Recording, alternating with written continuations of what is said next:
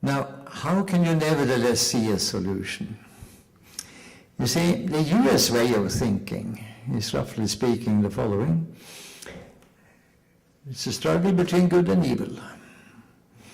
And since Assad is evil, and we have no problems agreeing with that, the other side by definition has to be good. Could it be a struggle between evil and evil? Is that possible? Have you heard about such a thing? For instance, Democrats and Republicans, could that be possible? Or could it be that you are a little bit more advanced in your thinking and you get away from Aristotelian Old Testament logic and you jump into Taoist yin yang thinking, and you are willing and able to attribute some good and some evil to both of them? Well, then it becomes a little bit more complicated, you see. So, what does a solution look like in my eyes to this one? A federation for Syria. I know what Israel wants. They want to cut it up into 4 pieces. They want to make their Arab neighbors as small as possible. Their ultimate goal is the Pakistan atomic bomb. It's their ultimate goal. And much of US policy in that area, much of what the dog does, it has been informed by the tail to be aiming at that one. And the tail is quite good at wagging, but let's leave that aside. That's not Syria. A federation. Inside the federation, democracy.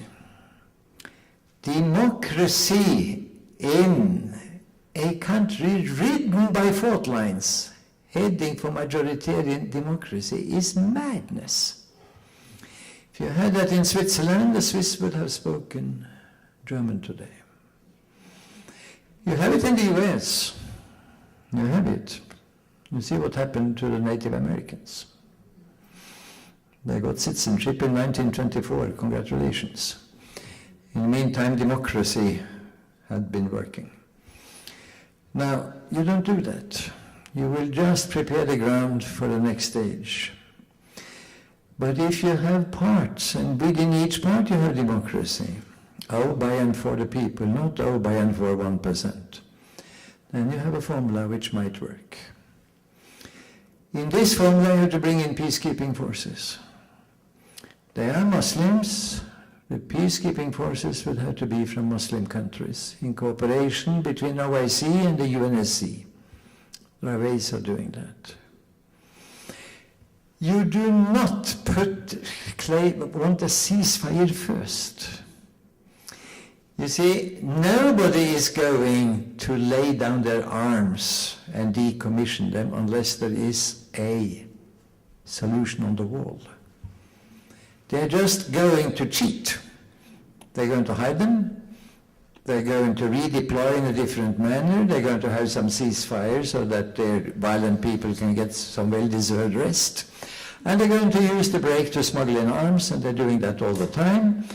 And the opposition to Assad is going to be supported by more jihadists financed by Saudi Arabia and Qatar, and there are lots of them.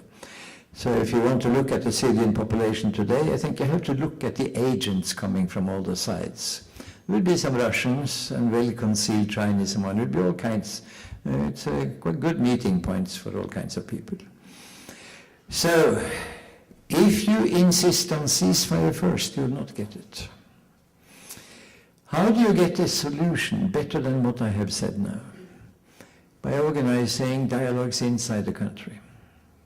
That 10,000 dialogues blossom. You could have done it at any point. You could have started early. You take those dialogues and you take the good ideas from each of them and let them come together to the GNIP, the Gross National Idea Product. If you think that you can sit in an office in some air-conditioned room in Washington and design what Syria should look like, you are a megalomaniac. So let's say you go for majoritarian democracy. Good luck to you. The reason why Assad's people are fighting is that they're scared to death by majoritarian democracy. Be those Shia, Sunni, Shia, Jews, Christians, or Kurds. I agree that if this were only a non-violent opposition and only among civilians, they might have been able to solve it. This is not the case, and hasn't been the case for a long time now. So what we are facing is a minoritarian dictatorship facing a possible majoritarian dictatorship. Can the majority exercise a dictatorship? Oh yes, they can. Depends on what kind of country you have. If you have deep fault lines, they can do it very, very well, thank you. So the question is a question of civic culture, of federation, of having some meeting at the top, maybe agreeing on foreign affairs, security affairs, and financial affairs. And that can be handled. There are 25 federations in the world. 40% of the world's population live in federations. There are very many types of federation. They work more or less well. Many of them work. So I would try to put the horse before the cart, the solution first. And I'll end by saying something from my own experience as a mediator. Since I'm working that way, so let me just take the Basques and Northern Ireland, where I have been super active, and coming up with solutions much before the Good Friday Agreement, and the Good Friday Agreement happens to be a very good copy of what we put on the internet.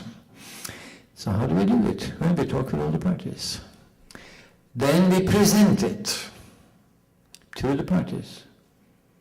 And we are non-dogmatic. The point is not to fall in love with your own proposal, but be very open to good counter-arguments.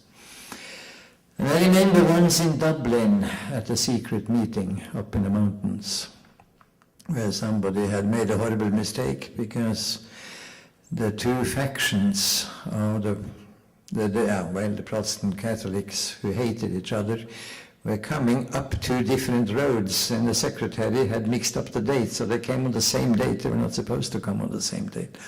So they were hiding me in a cupboard so that I could be the only survivor after the crash. But anyhow, it didn't work out that way. It worked out quite well.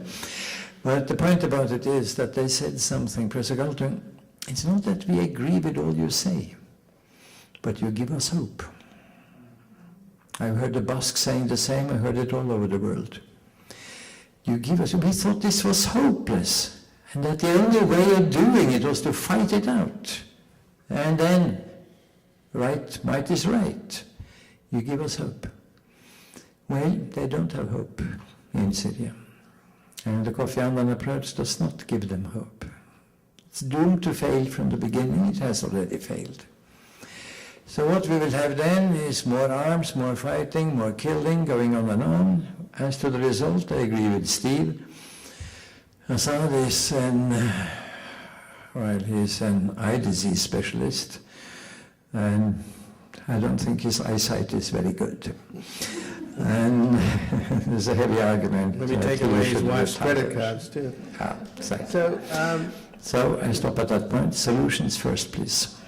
But I want to get to Stephen and get to the audience. But you said something which got my attention, and I'd like to get a little clarification. The tail wagging dog, Israel, is looking at Pakistan's nuclear arsenal. Pakistan's nuclear arsenal is the fastest growing on the planet. It's surpassed France. It's on its way to surpassing the British arsenal. It's mostly, supposedly, for deterrence against India. I can't understand, one, what kind of a pipe dream that would be.